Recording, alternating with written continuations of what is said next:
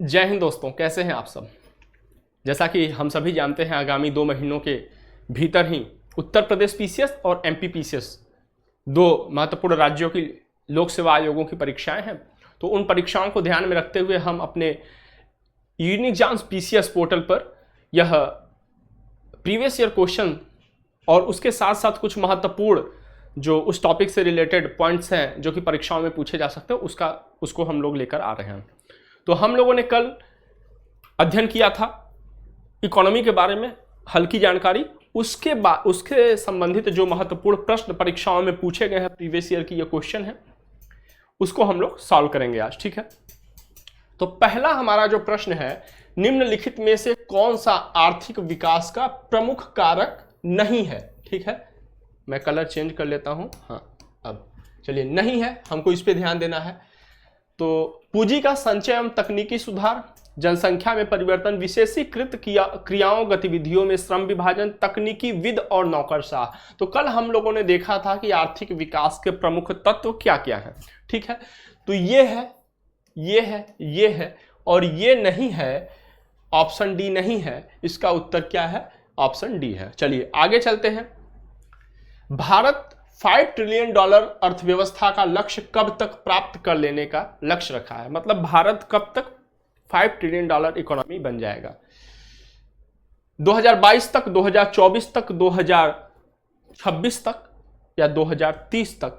तो 2022 हालांकि बीत चुका है, पुराना क्वेश्चन है, इसलिए 2022 ऑप्शन में।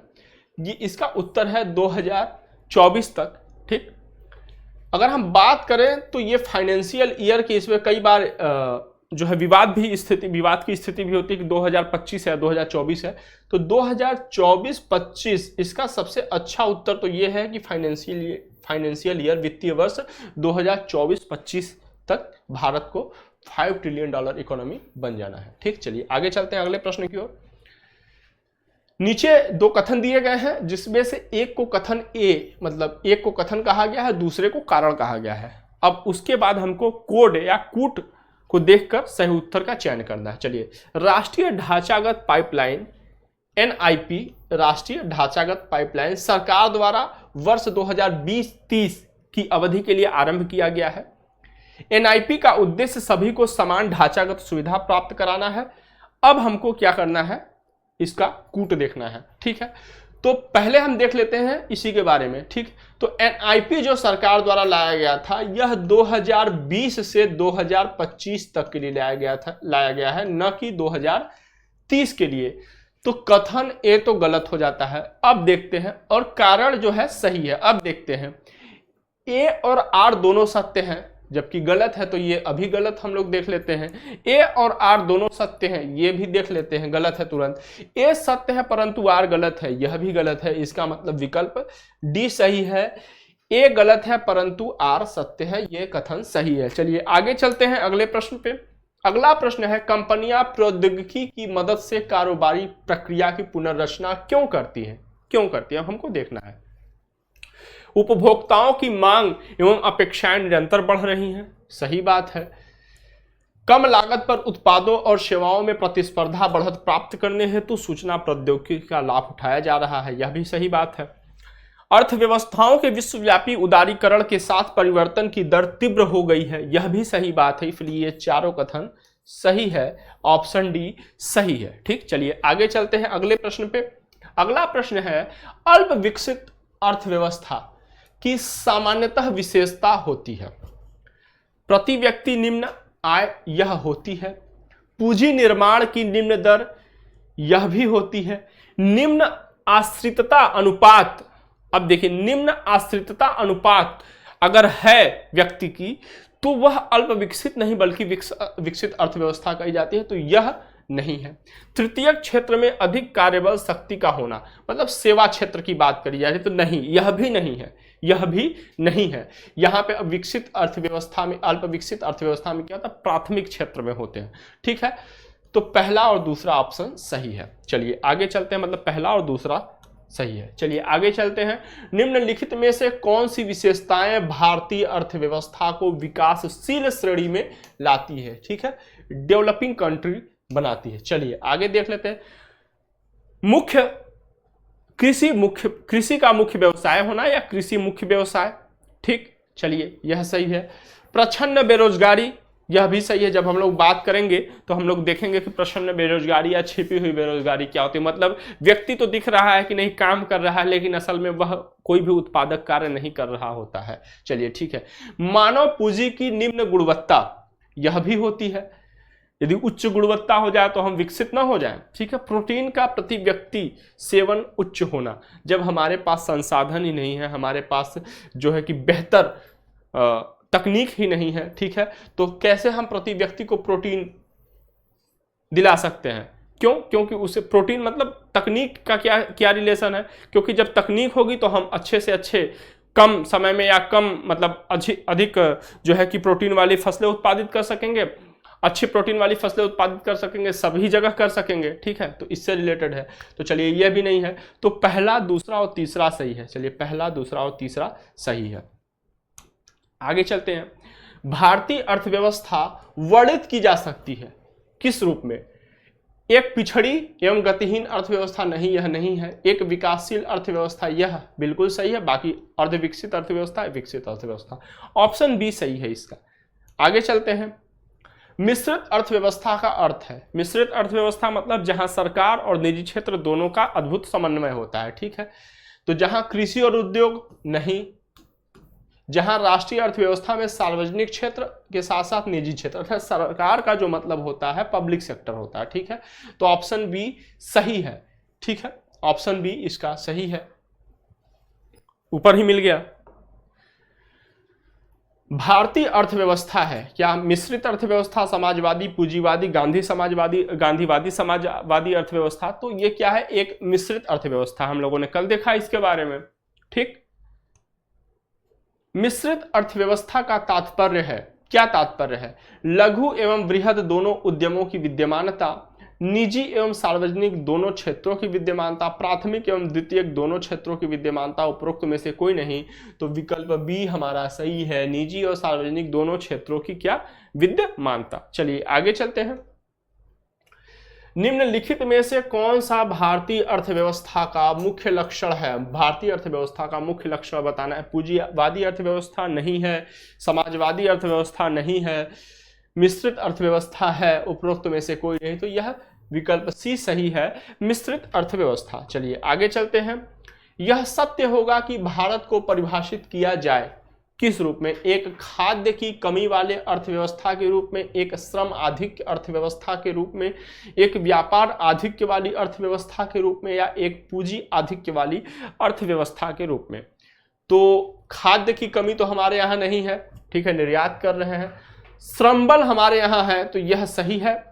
व्यापार आधिक्य बहुत अधिक नहीं है क्योंकि हम लोग आयात पर निर्भर हैं। पूंजी आधिक्य भी बहुत अधिक नहीं है। चलिए विकल्प बी हमारा सही है, एक श्रम आधिक्य वाली अर्थव्यवस्था के रूप में। आगे देखते हैं हम लोग। भारतीय अर्थव्यवस्था का की विशेषता है, क्या है? कृषि की प्रधानता सही है, उद्योग की प्रधानता नहीं है, न्यून प्रति व्यक्ति आय, यह है वृहद बेरोजगारी, तो यह भी पाई जाती है, ठीक है। तो क्या है? सही उत्तर चुनना है 1, 3 और 4। तो 1, 3 और 4 ये विकल्प डी हमारा सही है, 1, 3 और 4। चलिए आगे चलते हैं अगले प्रश्न पे। देश की वृद्धि में से कौन सा अनार्थिक तत्व है?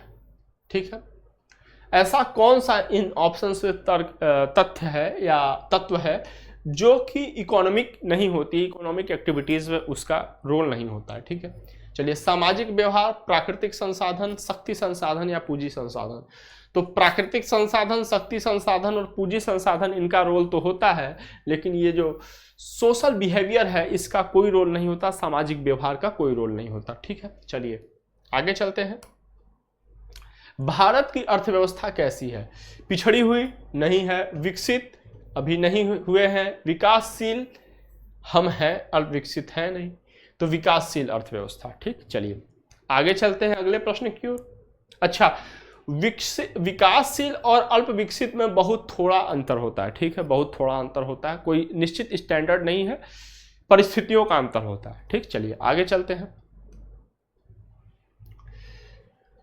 निम्न में से कौन आर्थिक सुधारों के द्वितीयक प्रजनन, द्वितीय जनरेशन ऑफ इकोनॉमिक रिफॉर्म की बात हो रही है, में सरकार द्वारा चिन्हित किए गए हैं का भाग नहीं है। ठीक, तेल के क्षेत्र में सुधार। अच्छा, अगर हम बात करें second generation of economic reform की, तो वह 2000 ये आपका चला था 1900, ये 2000 से लेके आपका चला था, सॉरी, ये 1991 से लेकर आपका चला था कब तक, 2007-8 तक चला था। ठीक है, 2007-8 तक ये चला था।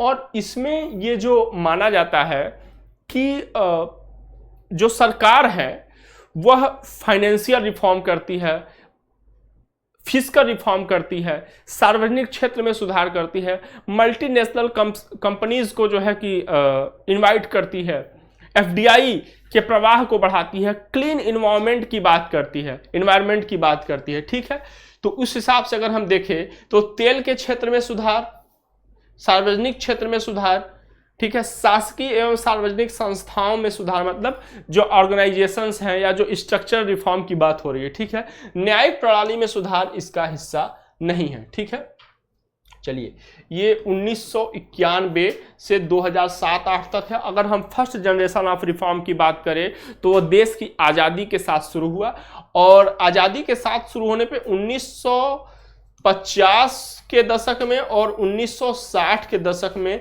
तेजी से विकास होता है। लेकिन फर्स्ट जनरेशन ऑफ रिफॉर्म की बात करें, लेकिन जैसे ही 1970 का दशक आता है, यहाँ पे क्या होता है, मतलब विकास दर धीरे धीरे कम होने लगती है। और 1991 के जस्ट पहले 90 तक क्या स्थिति क्या हो जाती है, किस कारण लिबरलाइजेशन करना पड़ा। ठीक है, तो ये हम सब लोग जानते हैं।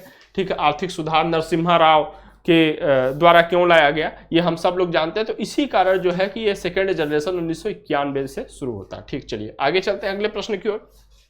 विकास का भारतीय मॉडल किसके हितों की सुरक्षा करता है? व्यक्ति के हितों की करता है, राज्य के हितों की करता है, व्यक्ति और राज्य दोनों के हितों की करता है, या उपरोक्त में से किसी की भी नहीं करता है? तो यह व्यक्ति और राज्य दोनों की करता है। अच्छा, ये विकास का भारतीय मॉडल मतलब ये हम लोग बात कर रहे हैं किसकी, मिक्स्ड इकोनॉमी की, हम लोग बात कर रहे हैं मिक्स्ड इकोनॉमी की। ठीक है, तो चलिए इसी के साथ हमारे जो पहले चैप्टर से रिलेटेड महत्वपूर्ण प्रश्न थे जो कि प्रीवियस ईयर परीक्षाओं में पूछे गए हैं, ये समाप्त होते हैं। हम निश्चित तौर पर आगे अगले महत्वपूर्ण जो चैप्टर्स हैं उनसे संबंधित प्रश्नों को ले आएंगे। तब तक आप पढ़ते रहिए। जय हिंद, जय भारत।